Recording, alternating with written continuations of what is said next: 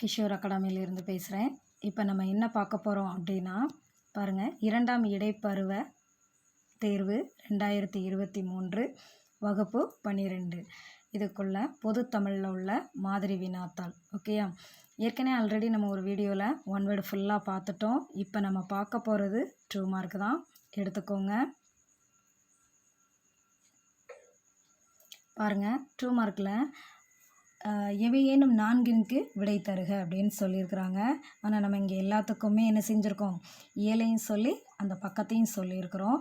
பாருங்கள், நஞ்சு உண்பவர் என வள்ளுவர் யாரை இடித்துரைக்கிறார் அப்படின்னு சொல்கிறோம். அப்போ அது எத்தனாவது ஏழில் இருக்குது அப்படின்னா 6வது ஏழில் பக்கம் 162 இருக்குது.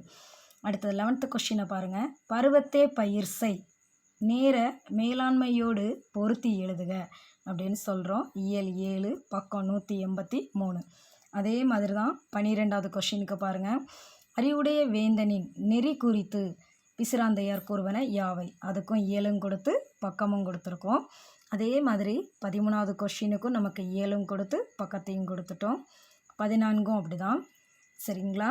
அடுத்தது 15க்கு பாருங்கள். தொன்மம் விளக்குக, அதுக்கும் இயலை கொடுத்து நம்ம பக்கத்தையும் கொடுத்துருக்குறோம். நெக்ஸ்ட்டு பாருங்கள், 3rd Roman. 2nd Roman 2 mark முடிஞ்சிச்சு. 3rd ரோமனில் 4 mark. சரிங்களா? 4 மார்க்கில் உங்களுக்கு எவையேனும் 4க்கு மட்டும் விடை தருகன்னு சொல்லியிருக்கிறாங்க. ஆனால் நமக்கு கொடுக்கப்பட்ட 6க்குமே நம்ம விடையை என்ன செஞ்சுருக்கிறோம், பக்கத்தையும் இயலையும் சொல்லி பக்கத்தையும் சொல்லியிருக்கிறோம். பாருங்கள், 16வது எத்தனை அப்படின்னா, திரைப்படத்தின் காட்சியின் ஆற்றலை எடுத்துக்காட்டுடன் புலப்படுத்துக அப்படின்னு சொல்லியிருக்கோம். இயல் 6 பக்கம் 152.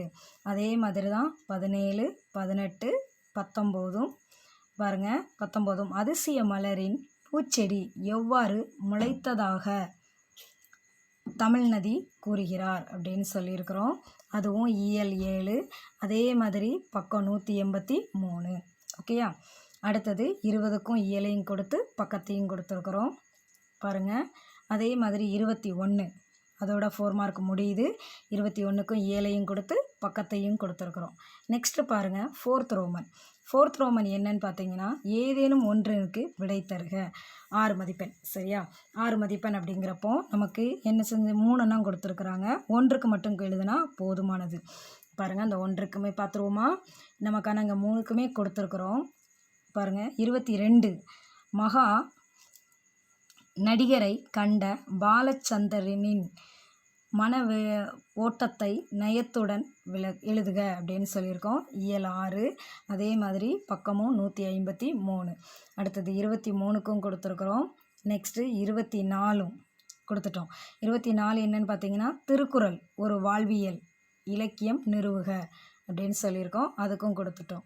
லாஸ்ட் ஒன் பாருங்களேன், 5th ரோமன் மனப்பாட பகுதியை அடிபெறலாமல் எழுதுக அப்படின்னு சொல்லியிருக்கிறோம். ஓகேயா? பாருங்கள், நீங்களும் எடுத்துக்கோங்க. மனப்பாட பகுதி தான் லாஸ்ட் ரோமன். இந்த மனப்பாட பகுதி அப்படிங்கிறப்போ நமக்கு 25வது ரோமன் சொல்லுவோம். அதில் 2 எண்ணம் கொடுத்துருக்குறாங்க. ஒன்று வந்து மனப்பாட பாட்டாக இருக்கக்கூடிய சிலப்பதிகாரம், அது எத்தனாவது ஏழில் சேரும் அப்படின்னா 6வது ஏழில் வரும், பக்கம் 138.